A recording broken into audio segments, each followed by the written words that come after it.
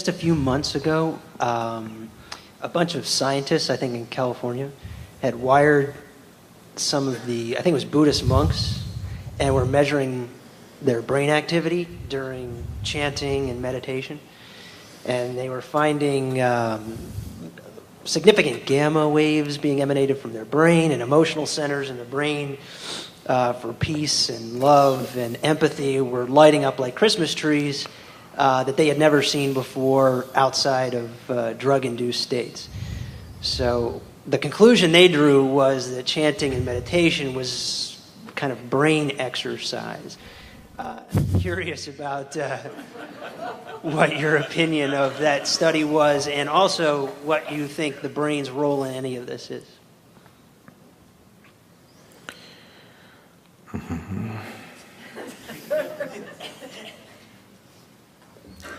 Now,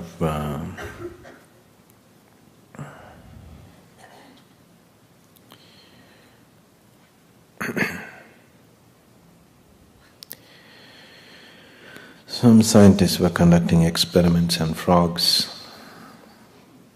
and the way the frogs were leaping. So once they cut off one of the legs of the frog.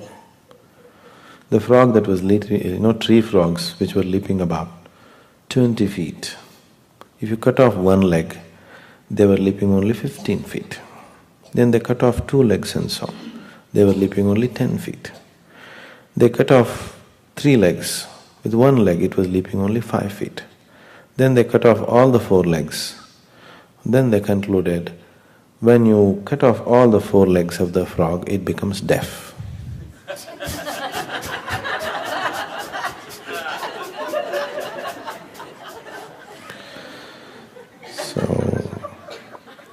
Surface observations are not everything. This is something that you have to know from within.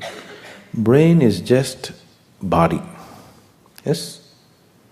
Brain is body, isn't it? So certain changes are happening in the body as a result of something else. That result is not the source of what's happening. Certain emotions and other things are clearing up and more peace and compassion and love is manifesting. It is not about compassion, it's not about love, it's not about any of these things. See, what you need to understand is if there is a certain… How would you like to keep your body? Pleasant or unpleasant? Pleasant.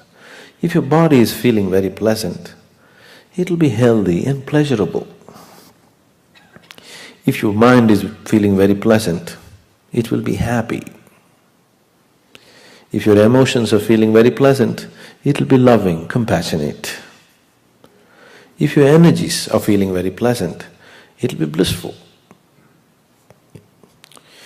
So all these are working towards creating a certain pleasantness in all the dimensions of who you are.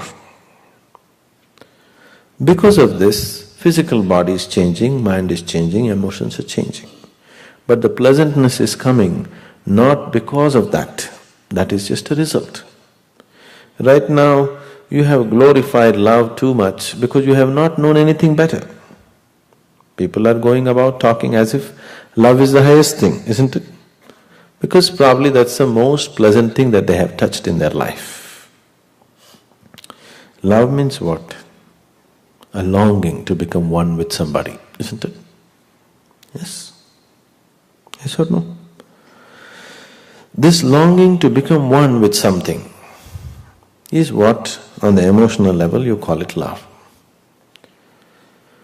This longing is always there. With love, it never finds fulfillment, the longing remains.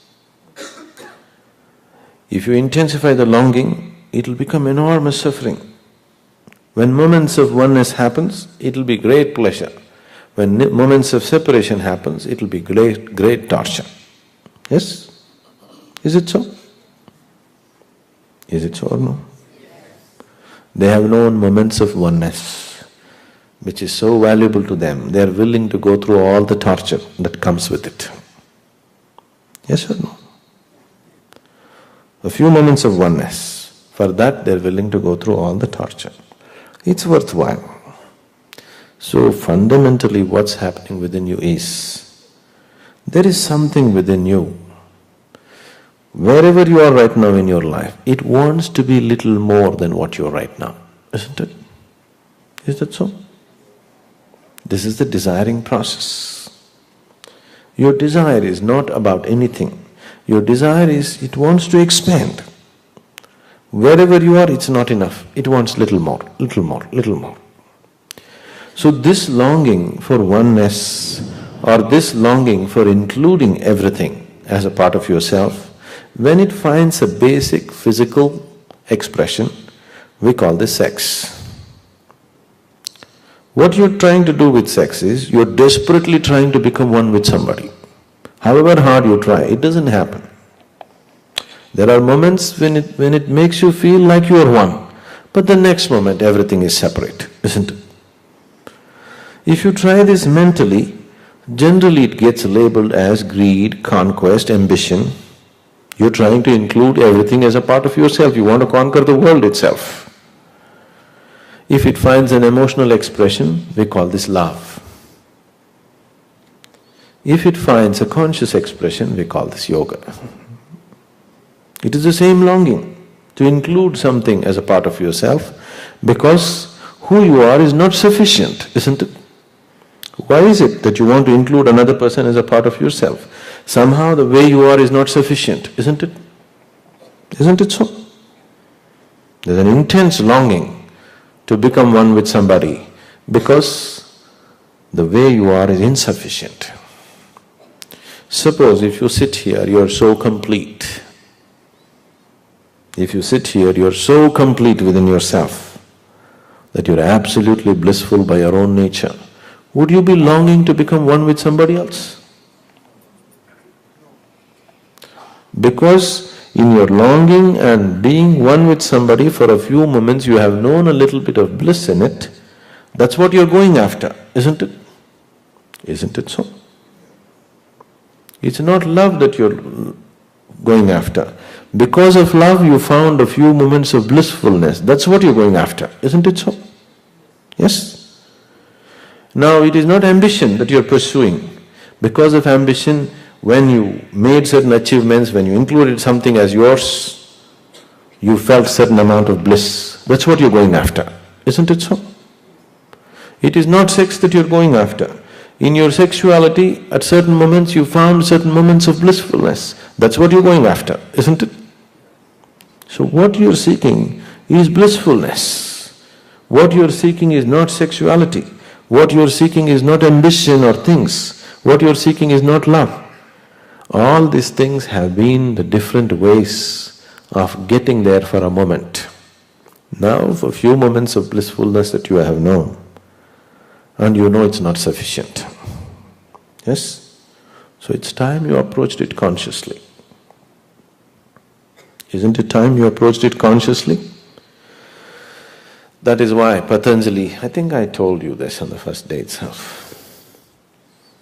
When Patanjali wrote Yoga Sutras, he started Yoga Sutras in a strange way. The first chapter of Yoga Sutra is, and now yoga. Half a sentence. Such a great document on life starts with half a sentence. Because you still believe that if you find a new girlfriend, everything will be okay in your life. If you still believe, if you get a raise, everything will be okay. If you still believe, if you buy a new house or a new car, everything will be okay, it's not yet time for yoga. You've seen all those things and you know it doesn't work. And now yoga. Have you come there?